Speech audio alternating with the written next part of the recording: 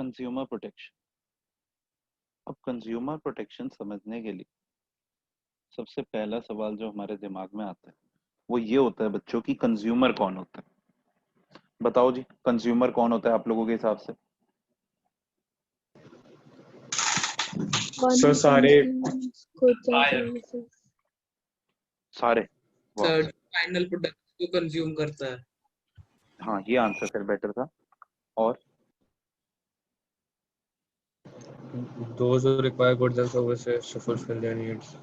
देखो और जो पैसे दे के कुछ देखो खरीद अभी बिल्कुल सही, अभी तक जो तुम लोग आंसर दे रहे हो ना वो आंसर कहीं ना कहीं इकोनॉमिक्स के आंसर लग रहे हैं। ये जो कंज्यूमर प्रोटेक्शन है ना, ये बेस्ड है कंज्यूमर प्रोटेक्शन एक्ट पे। ठीक है, अब क्योंकि ये एक्ट पे बेस्ड है तो इसकी जो डेफिनेशन आएगी ना वो लीगल डेफिनेशन आएगी। जो मैं कंज्यूमर की डेफिनेशन आपको बताने जा रहा हूँ वो कंज्यूमर प्रोटेक्शन एक्ट 1986 में दी हुई है, वो लीगली डेफिनेशन है, वही बता रहा हूँ, ध्यान से सुनो। Consumer is the person who buys a good. अब था क्या, कंज्यूमर की डेफिनेशन को दो पार्ट में डिवाइड करा गया था। पहले डेफिनेशन बनाएगी consumer is a person who buy goods, और वो पूरी डेफिनेशन, और फिर उसके बाद सर्विस की। तो मैंने क्या करा, दोनों डेफिनेशन को मर्ज कर दिया, क्योंकि हमें पांच पांच लाइनें दोबारा नहीं लिखनी पड़ेंगी। हु बाइज अ गुड और hires a service for which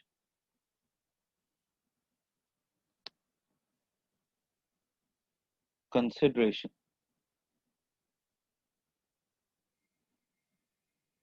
is paid. ठीक है, और promised to be paid, or partly paid and partly promised to be paid, partly paid and partly promised to be paid। ठीक है, अब देखो definition में थोड़ा सा इन डेप्थ एक्सप्लेनेशन है। या तो गुड लेने वाला भी कंज्यूमर है, सर्विस लेने वाला भी कंज्यूमर है। आप लोग जो लैपटॉप के उस तरफ, फोन के उस तरफ बैठे हुए हो, आप लोग मेरे से गुड खरीदते हो या सर्विस? सर्विस। सर्विस। अब आप में 90% ऐसे हैं जिनकी कंसिडरेशन पेड। ठीक है, ओके, पेड। अब जैसे कि मान लो कोई बच्चा आज ही ज्वाइन करता है, तो अब उसने तो कुछ भी पे नहीं करा, पर वो भी कंज्यूमर है, क्योंकि he is promise to be paid. जैसे अभी आप लोगों की क्लास से पहले 11th के 5 बच्चों की क्लास थी, उन बच्चों ने प्रॉमिस टू बी पेड, उनकी पहली क्लास थी आज, तो वो भी कंज्यूमर है। अच्छा, आप में से कुछ बच्चे ऐसे हैं जो बीच में ज्वाइन करे, उनमें क्या, उनकी पार्टली पेड है।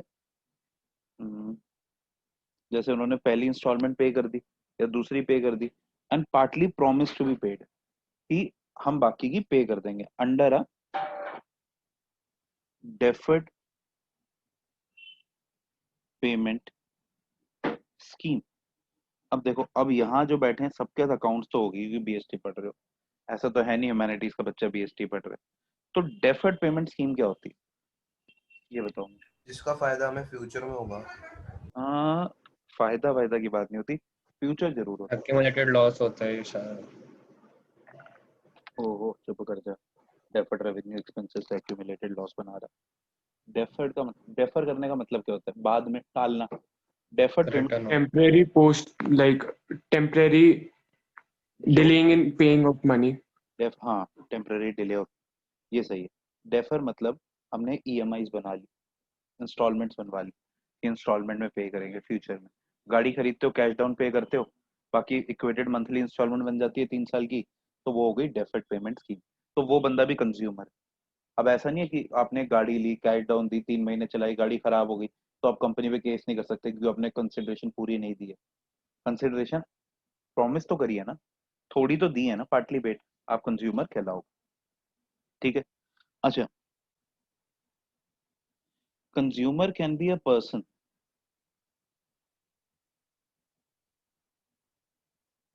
Who is not buyer. ऐसा कहाँ हो सकता है? firm,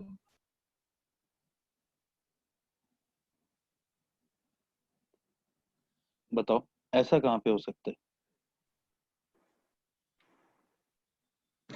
जो चीजें बेच रहा है वो भी तो कंज्यूमर हो सकता है। नहीं, अपना ही गुड कंज्यूम और कर लेंगे।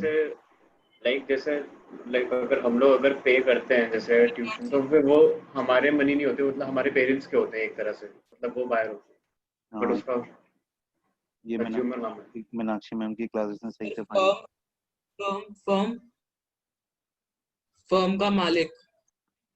देखो, ध्यान से देखो, आगे एक चीज आगे।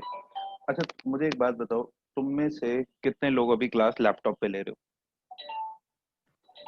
मैं सर मैं चलो, मिल गया। हाँ, मिल मैं गया, सर एग्जाम्पल मिल गया। गर्ग साहब, अब यश गर्ग जो है वो लैपटॉप पे ले रहे हो क्लास।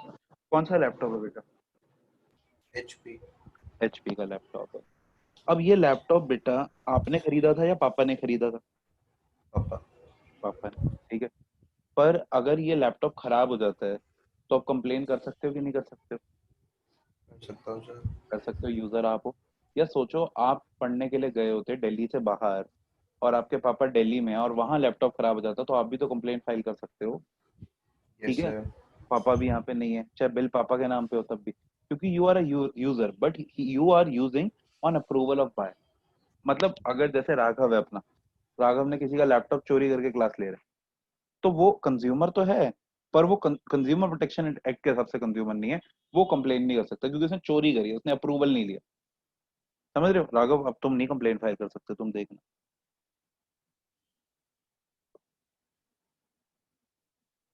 सर फर्म का मालिक भी हो सकता है। ये क्या बात बोल रहे हो, मेरे को समझ नहीं आ रही तुम्हें। यार फर्म कंज्यूमर हो गई, मालिक कंज्यूमर नहीं हुआ। Consumer do not include reseller.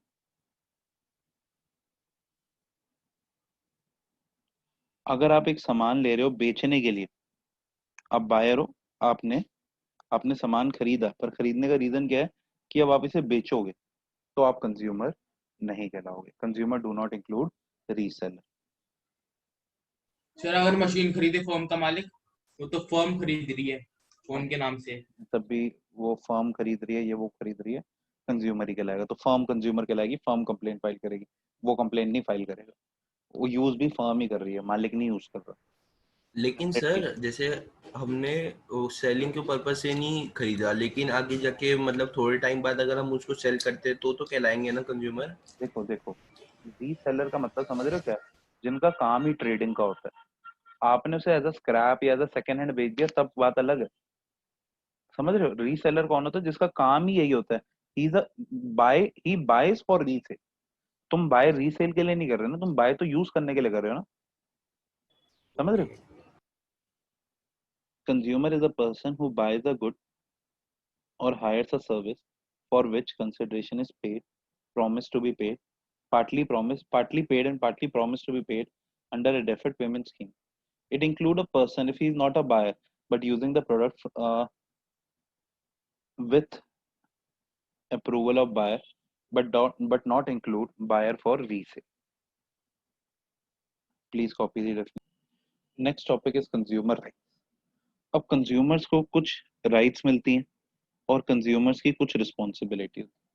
उनके जो rights होते हैं ना, उसको मैंने एक निमोनिक दिया है रिच से, जहां पे आर से है रिड्रेसल, ठीक है, आई से है इन्फॉर्म, सी से है चूज, एच से है हर्ड, एस से सेफ्टी, ई से है एजुकेशन।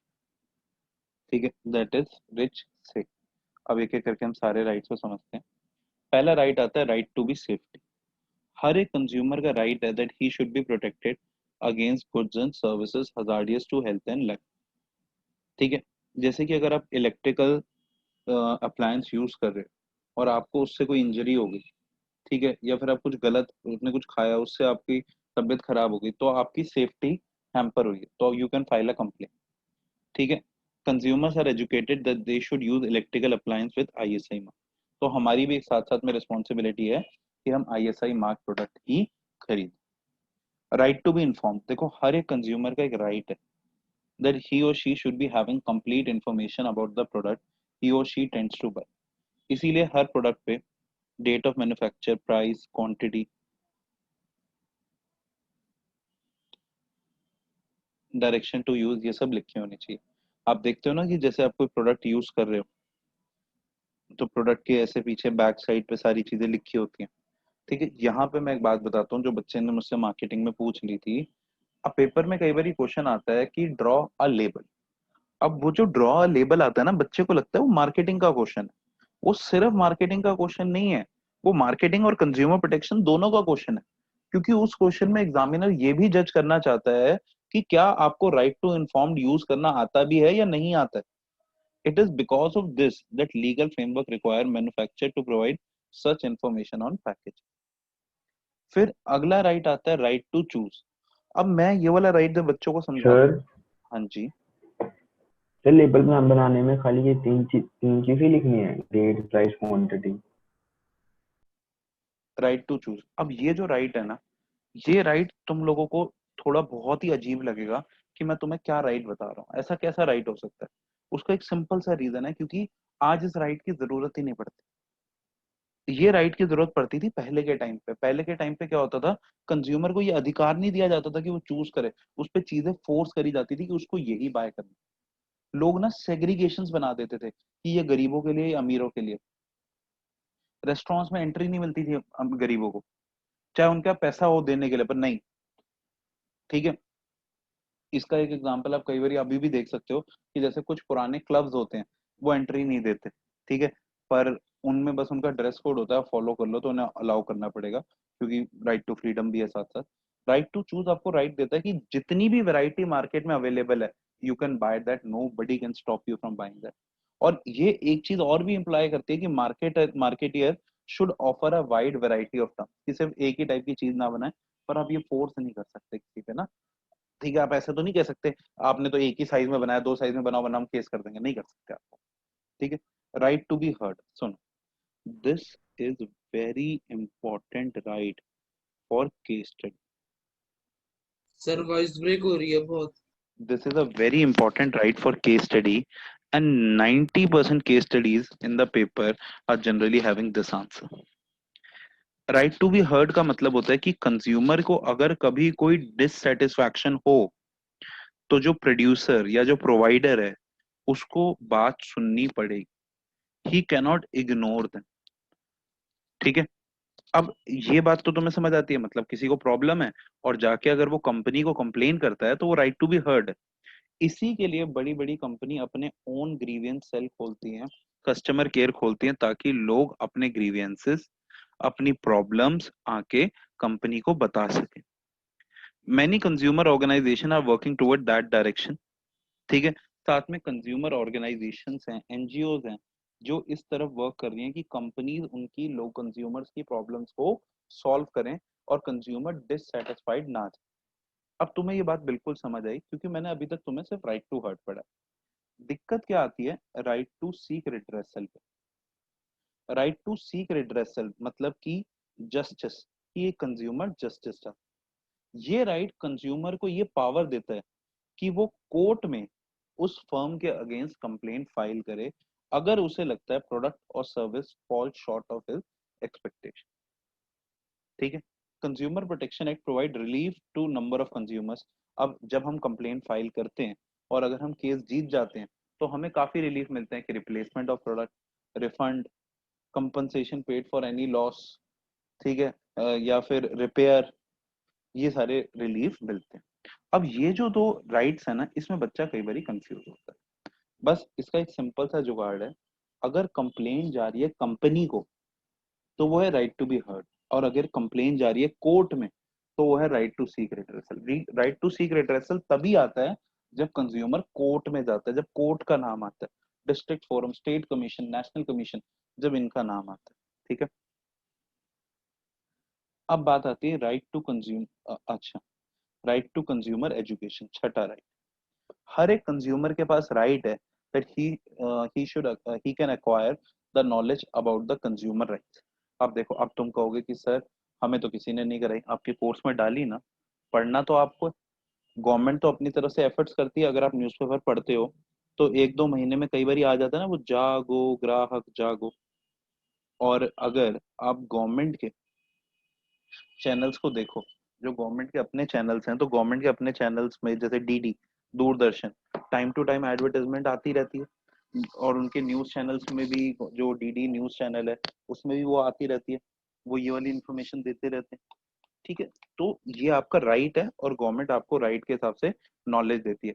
अच्छा, पीछे तो जागो ग्राहक जागो का डेली न्यूज़पेपर में आ रहा था और बहुत अच्छे तरीके से आ रहा था। उसमें क्या करा हुआ था उन्होंने, उन्होंने शो कर रखा था कि मतलब एक ना पीछे क्या करा, इंडियन गवर्नमेंट ने एक इल्यूजनरी कार्टून करेक्टर बनाया, मेरे को सीरियसली नाम नहीं याद, उस बच्ची थी कोई, और उसमें बताया रखा था कि जैसे मान लो स्वाति, स्वाति है वो करेक्टर, कि स्वाति के साथ ऐसा ऐसा हुआ तो क्या उसको क्या कंपनसेशन मिलना चाहिए, क्या उसके साथ सही हुआ या गलत हुआ। तो बेसिकली काफी सारे केस स्टडीज बताती थी। अब वो केस स्टडीज क्यों बता दी थी उन्होंने, ताकि लोगों के साथ अगर कभी कुछ ऐसा गलत हुआ है तो लोग रिलेट कर लें। ठीक है, and many consumer organisations are also working toward this direction. ठीक है, कंज्यूमर ऑर्गेनाइजेशन हमारे कोर्स से कट गया, वरना मैं इसको रिलेट भी कराता, मैं बता, पर मैं रिलेट करने के लिए अभी बता देता हूँ। जैसे एनजीओज होती हैं अलग अलग, अब कई एनजीओज ना पब्लिकेशंस निकालती हैं और पीरियोडिकल्स, उन पीरियोडिकल्स के थ्रू वो लोगों को अवेयर करती हैं। ठीक है, इसका एक एग्जांपल ये भी है कि आजकल आप देखोगे ऑनलाइन काफी ब्लॉग मिल जाते हैं।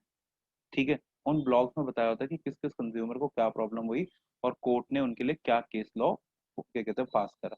अगर आपका केस रिलेट हो जाता है तो आप उसी केस लॉ की रेफरेंस देके आप अपना केस जीत सकते हो। अब कंज्यूमर के सिर्फ राइट्स नहीं, कुछ रिस्पॉन्सिबिलिटीज भी। अब वो क्या है, be aware about various goods and services.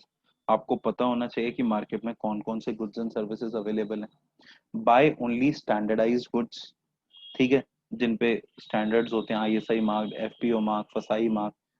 Local जो नॉन ब्रांडेड या फिर नॉन स्टैंडर्डाइज प्रोडक्ट है मत बाय करो। Learn risk associated with the product. आपको पता होना चाहिए कि किस प्रोडक्ट से क्या रिस्क एसोसिएटेड होता है। ठीक है, जैसे अब क्या कहते हैं, एक बच्चा है वो आयरन कर रहा है कपड़ों को, उसको वो आयरन वाली साइड पे हाथ लगा के देखता है गर्म हुआ कि नहीं हुआ, कभी हाथ ही गर्म हो गया। Read the labels carefully, assert yourself to get fair deal। बताओ भैया ये क्या होता है, बताओ मेरे दोस्तों, गुप्ता मित्तल गर्ग बंसल गोयल। सर मतलब सही प्राइस पे मिले सामान। मतलब मेहनवाना मिल गया। बार्गेन, बार्गेन कर। Be honest in your dealing. क्या कहते हैं, buy only legal goods, pirated goods मत बाय करो। Ask for a cash memo, हर एक प्रोडक्ट का बिल लो। File a complain whenever necessary, जब आपको लगे। ठीक है, और वेस्टेज और लिटर क्या कहते हैं लिटरिंग मत सर करो। क्या कहता है सिलेबस से? बस देखो जी, ये दिखती बहुत सिंपल है पर ये बहुत ही इंपॉर्टेंट क्वेश्चन है।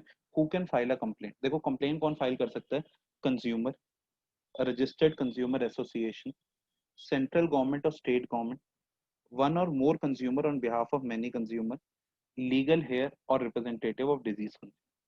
या तो कंज्यूमर कंप्लेंट फाइल कर सकता है, या कंज्यूमर एसोसिएशन, या गवर्नमेंट। देखो कंज्यूमर कंप्लेंट फाइल कर सकता है, ये आपको पता है। कंज्यूमर एसोसिएशन कंज्यूमर के बिहाफ पे कंप्लेंट फाइल कर सकती है। सेंट्रल और स्टेट गवर्नमेंट, अगर आपको केस याद हो नेस्ले का, तो मैगी के अगेंस्ट, नेस्ले के अगेंस्ट यूपी स्टेट गवर्नमेंट ने केस फाइल करा था।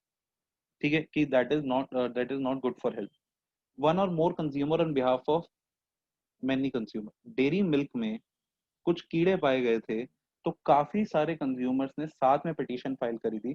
शायद 100 कंज्यूमर या 1000 कंज्यूमर्स ने साथ में पिटीशन फाइल करी। लीगल हेयर, आपने कोई प्रोडक्ट कंज्यूम करा, और आपने छोड़ो, किसी एक व्यक्ति ने कोई प्रोडक्ट कंज्यूम करा, वो प्रोडक्ट कंज्यूम करने के बाद वो डिजीज हो गया, वो एक्सपायर हो गया, तो उसके लीगल हेयर उस केस में कंप्लेंट फाइल करते हैं। अब ये कैसे, वेरी इंपॉर्टेंट क्वेश्चन आता है 6 मार्क का, कि प्रखर ने एक आईएसआई मार्क्ड आयरन परचेज करी, वो आयरन यूज करने से उसे शॉक लगा, तो वो भारत इलेक्ट्रिकल्स के पास गया, कहा मैंने आपसे आयरन ली थी, ये आयरन खराब।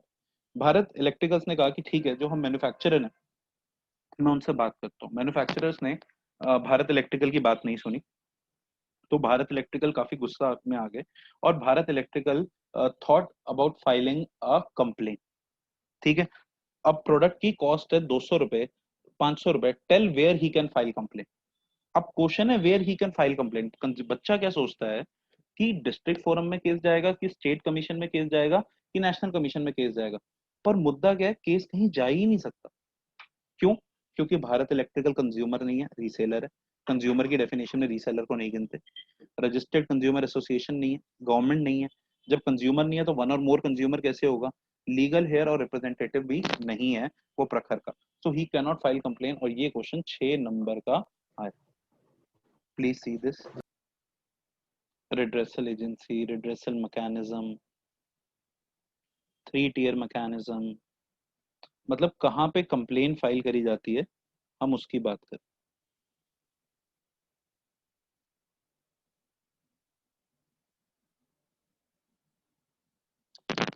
देखो जी, redressal एजेंसी और मैकेनिज्म।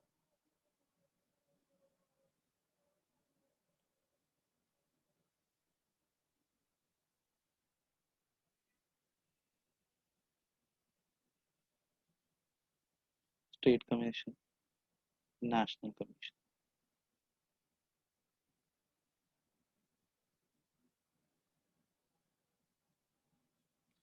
अब देखो, जब हम बात करते हैं डिस्ट्रिक्ट फोरम की, तो डिस्ट्रिक्ट फोरम की फॉर्मेशन में एक प्रेसिडेंट होता है और 2 मेंबर होते हैं, ठीक है, जिसमें एक वुमेन होनी कंपलसरी।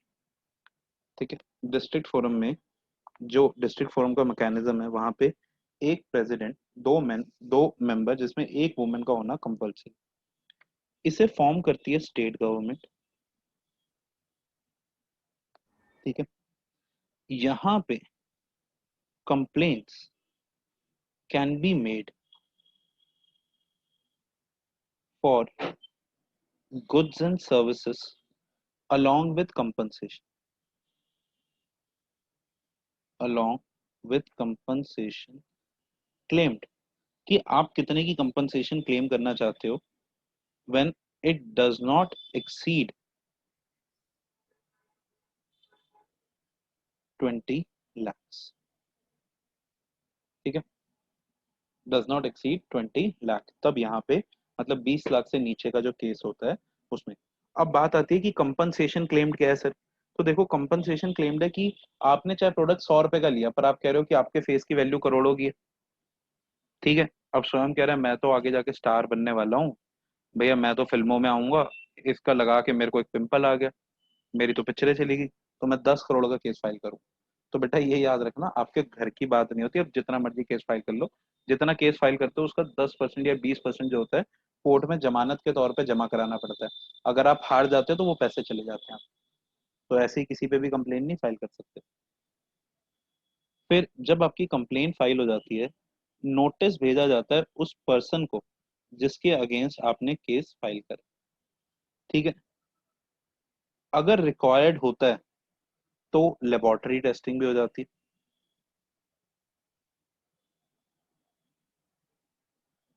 लेबोरेटरी की स्पेलिंग सही है?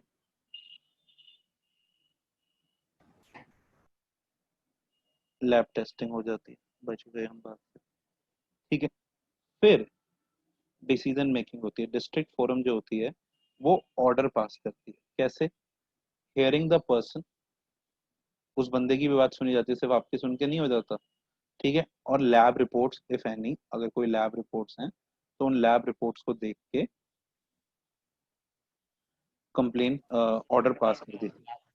लैब टेस्टिंग वाला पॉइंट वापस बताना। अब अगर if you are satisfied with the order, if you are satisfied with the order, very good. ठीक है, इससे तो अच्छा कुछ हो ही नहीं सकता, तो very good. But if you are not satisfied with the order, तो उस केस में you can go to state commission, but within 30 days। मैं एक बार दोबारा समझाता हूँ कि डिस्ट्रिक्ट फोरम में एक प्रेसिडेंट होता है, 2 मेंबर होते हैं, जिसमें एक वुमेन होना कंपलसरी है। ठीक है, ये स्टेट गवर्नमेंट फॉर्म करती है। यहाँ पे वो केस डलता है, ठीक है, where compensation complaints can be made for goods and services along with the compensation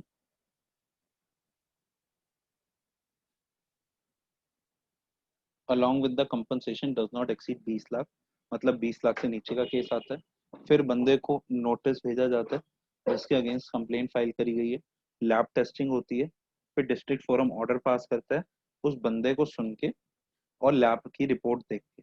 आप ऑर्डर से सेटिस्फाइड हो, घर चले जाओ। ऑर्डर से सेटिस्फाइड नहीं हो तो भैया आप स्टेट कमीशन के पास जाओ। सर अब स्टेट कमीशन में, हाँ जी बेटा बोलो।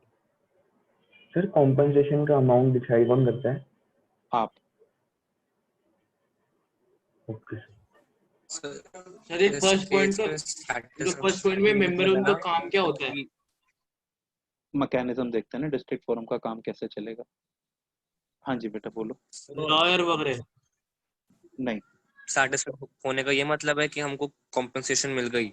नहीं नहीं, हम जो कोर्ट ने ऑर्डर दिया उससे खुश हैं कि नहीं?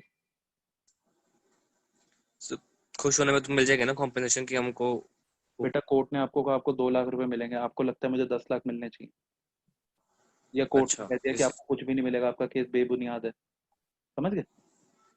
अब हाँ ठीक है स्टेट सर, ओके। में क्या होता है, 1 president and at least 2 member, at least 3 भी हो सकते हैं, 4 भी हो सकते हैं, 10 भी हो सकते हैं, एक वुमेन होना कंपलसरी। इसे भी स्टेट गवर्नमेंट फॉर्म करती है। यहाँ पे वो केसेस आते हैं जो 20 लाख टू 1 करोड़ हो, ठीक है, प्लस डिस्ट्रिक्ट फोरम का अनसेटिस्फाइड केस, वो भी तो यही देखेगा ना। यहाँ पे भी वही नोटिस जाता है, यहाँ पे भी वही लैब टेस्टिंग होती है, यहाँ पे भी फिर स्टेट कमीशन ऑर्डर पास करती है। यहाँ पे भी आप सेटिस्फाइड हो तो ठीक, नहीं सेटिस्फाइड तो नेशनल कमीशन। नेशनल कमीशन में 1 president and at least 4 member. State commission में एटलीस्ट कितने थे? 3 नहीं 2। 2। इसे सेंट्रल गवर्नमेंट फॉर्म करते हैं। यहाँ पे मोर देन 1 करोड़ और स्टेट कमीशन का केस आता है। यहाँ पे भी notice, laboratory testing, national commission का order after hearing the person and lab testing. और अगर आप सेटिस्फाइड हो तो ठीक, नहीं सेटिस्फाइड तो आप जाओगे सुप्रीम कोर्ट। अब यहां से भी आप खुश नहीं हुए तो भैया पहुंच जाओ सुप्रीम कोर्ट। पर सुप्रीम कोर्ट की भी एक कहानी है। सुप्रीम कोर्ट में सिर्फ वो केस आता है जो नेशनल कमीशन का ओरिजिनल केस होता है। नेशनल कमीशन का ओरिजिनल केस मतलब सिर्फ 1 करोड़ से ऊपर वाला केस। ऐसा क्यों? देश का सबसे बड़ा कोर्ट है, अब वो 50-60 रुपए फेस वॉश, साबुन, बिस्किट, इनके केसेस, टूटा हुआ बिस्किट, इनके केसेस नहीं लेगा। वो सिर्फ वो केसेस। देखो जी, अब सुप्रीम कोर्ट में केस जाएगा नेशनल कमीशन का सिर्फ तब अगर वो ओरिजिनल ज्यूरिसडिक्शन का केस होगा। If it is a case of original jurisdiction of national commission, मतलब सिर्फ 1 करोड़ से ऊपर वाला, अदरवाइज नहीं जाएगा बिकॉज सुप्रीम कोर्ट का टाइम इंपॉर्टेंट होता है। ठीक है, अच्छा, अब आप कोर्ट में आपका केस फाइल्ड है। अब कोर्ट में आपका केस फाइल्ड है, आप केस जीत गए, तो कोर्ट आपके फेवर में क्या क्या कर सकता है? वो कह सकता है रिमूव डिफेक्ट। यहाँ रोक रखा था मैंने, रिमूव डिफेक्ट। मान लो आपने गाड़ी ली, गाड़ी में एक प्रोडक्ट डिफेक्टिव था, लाइट नहीं जलती थी, कोर्ट कह देगा लाइट बदल दो, हो गया remove defect. Replace the defective product. गाड़ी की पूरी की पूरी गाड़ी खराब है, नई गाड़ी दो, नहीं ठीक हो सकती गाड़ी, पैसे वापस करो। पे रीजनेबल कंपनसेशन। बंदा गाड़ी चला रहा था, बाइक चला रहा था, बाइक में कोई खराबी थी, उस वजह से बंदे का एक्सीडेंट हो गया, तो उसको रीजनेबल कंपनसेशन दो। प्यूनिटिव डैमेजेस, आप एडल्ट्रेशन कर रहे थे, सब स्टैंडर्ड प्रोडक्ट दे रहे थे, सोसाइटी एट लार्ज का नुकसान हो रहा था, जेल में डालो। डिसकंटिन्यू अनफेयर ट्रेड प्रैक्टिस, आप गलत काम कर रहे थे, आगे से मत करना। ठीक है, ये भी कह सकता है। आप कोई प्रोडक्ट दे रहे थे जो लोगों के लिए हजार्डियस टू हेल्थ है, ये बेचना बंद कर दो। ठीक है, विड्रॉ हजार्डियस, मैगी बेची थी, मैगी हजार्डियस प्रूव हो गई, वापस मंगवाओ, मैगी वापस गई थी, सारे सेलर्स ने मैगी वापस करी थी।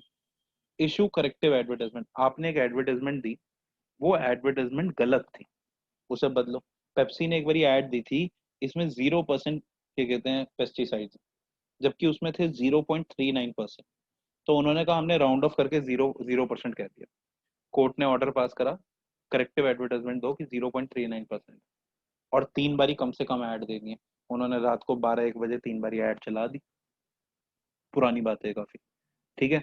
तो ये चीज होती है, करेक्टिव एडवर्टाइजमेंट इशू करो, क्योंकि आपने अगर कोई मिसलीडिंग ऐड दी है, these name of NGO and role of NGO have been deleted from the course. तो जितना पार्ट आ रहा है वो अब हमारा खत्म।